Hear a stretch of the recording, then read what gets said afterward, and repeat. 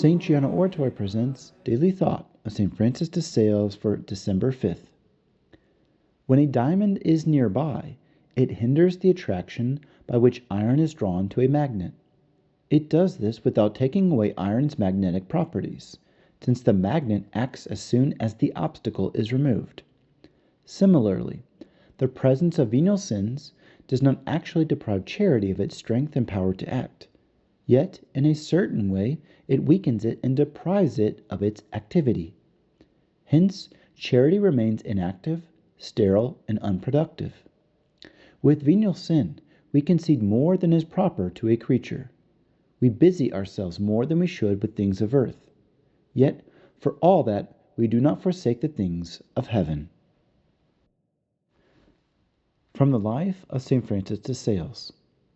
Once, on December 5th, while Francis de Sales was making a pastoral visitation in his diocese, he was struck down by such a high fever that it was feared he was in danger of death. That night his brother, Louis de Sales, was summoned. In the meantime, a Trinitarian priest, a man of great piety and zeal, visited the saint.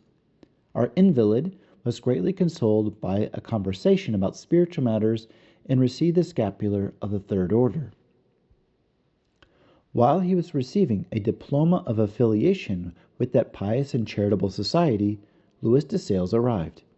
He raised the objection that Francis already belonged to many confraternities, that he was taking on too many devotions, and that he could not possibly satisfy them all.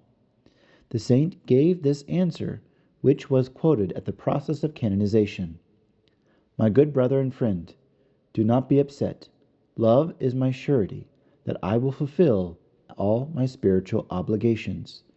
You will not have to pray them for me, and all that I myself cannot consume, I throw into the infinite fire of divine love. This is my bail, this is my security. Finally, I must tell you one thing. You found me enslaved in the bonds of a fierce fever that had confined me to this bed, but now I can assure you that I have been freed by the grace of God and by the prayers of Father Justin."